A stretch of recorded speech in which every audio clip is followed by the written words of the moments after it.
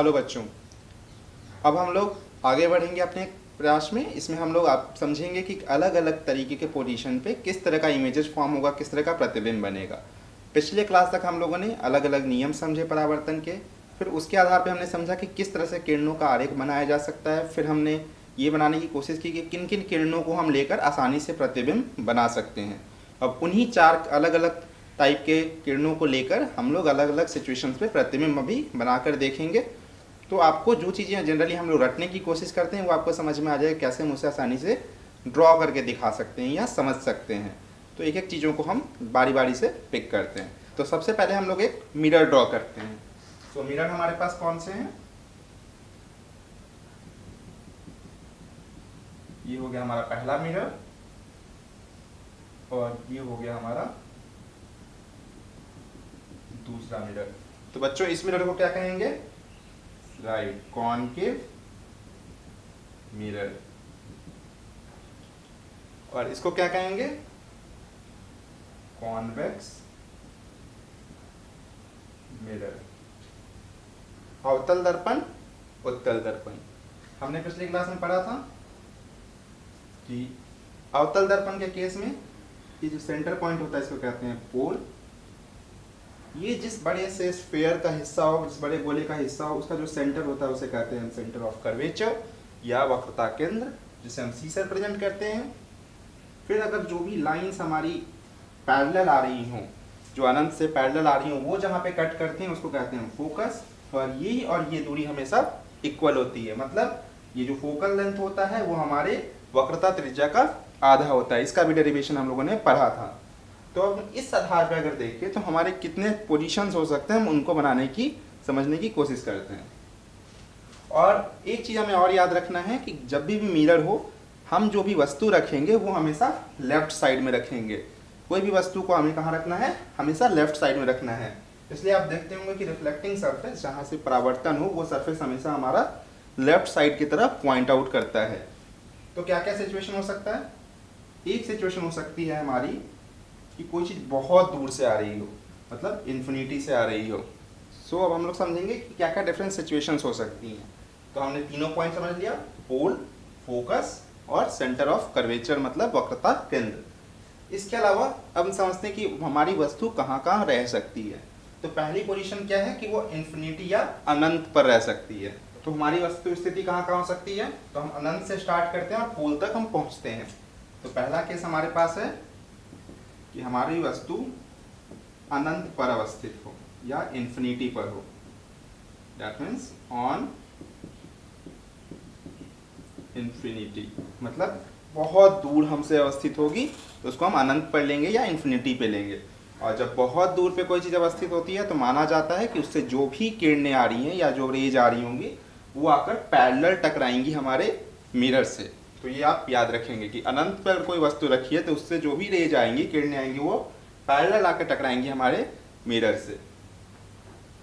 Second case क्या हो सकता है कि अनंत और इस वक्रता केंद्र के बीच में हो, क्योंकि अनंत बहुत दूर हो गया और इसके वक्रता केंद्र के बीच में किसी जगह पे हमारी वो वस्तु रखी हो।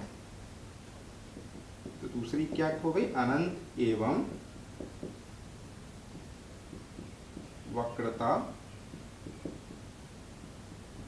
केंद्र के बीच, बिटवीन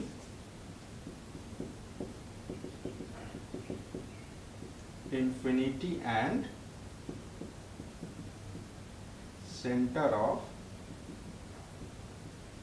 curvature। तो ये हमारा एक सिचुएशन हुआ। फिर हम आगे बढ़ते हैं। फिर हो सकता है हमारी वस्तु इस पॉइंट पर रखी हो, मतलब वक्रता केंद्र पर ही रखी हो, तो उस पॉइंट को हम लिखेंगे वक्रता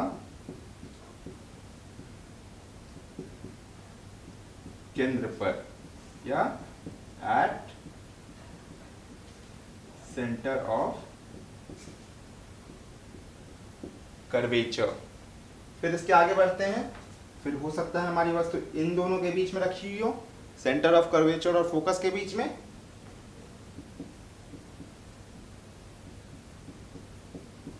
वक्रता केंद्र एवं फोकस के बीच, मतलब हो गया between centre of curvature and focus. फिर आगे बढ़ते हैं हम लोग, यहां तक हम लोग पहुंच गए हैं। अब हो सकता है हमारी वस्तु फोकस पे रखी हो, तो पांचवा केस होगा फोकस पर या एट फोकस।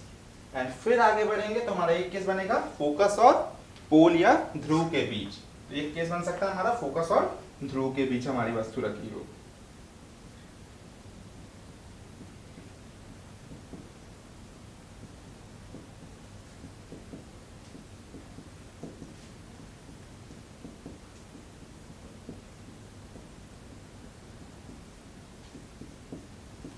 तो ये हमारे अलग अलग 6 सिचुएशंस हुई। पहली क्या हुई, इंफिनिटी पे, दूसरा इंफिनिटी और सी के बीच में, तीसरा सी पर, चौथा सी और एफ के बीच में, पांचवा फोकस पर और छठा फोकस एंड पोल के बीच में। तो ये सारी सिचुएशंस में हमारे अलग अलग इमेजेस बनेंगी। इन सभी को एक एक करके हम समझेंगे। और ये किस केस में होगा, कॉनकेव मिरर के केस में या अवतल दर्पण के केस में। अभी हम इसके जस्ट बाद उत्तल दर्पण का भी केस समझेंगे, देखेंगे उन दोनों में क्या डिफरेंस आता है। बट यहाँ पे आप समझ गए एक बात को कि हमारा कॉनकेव मिरर में 6 अलग अलग स्थितियां होंगी जिसके लिए हम इमेज को ड्रॉ करेंगे। तो अब आपको ये भी चीज़ याद करने की कभी ज़रूरत नहीं है कि कहाँ कहाँ वस्तुओं को रखना है। बस आप एक इमेज ड्रॉ करेंगे और आप इसको ध्यान में रख सकते हैं। कैसे, पहला इंफिनिटी पे, फिर दूसरा इंफिनिटी और सी के बीच में, तीसरा सी पर, चौथा सी और एफ के बीच में, पांचवा एफ पर और छठा फोकस एंड पोल के बीच में। तो आपको लाइन से बढ़ते जाना है और सारे पॉइंट्स को लिखते जाना है। तो इसमें बस इतना ही है हमारे लिए। तो इन 6 स्थितियों को हम लोग आगे धीरे धीरे एक एक करके पढ़ेंगे।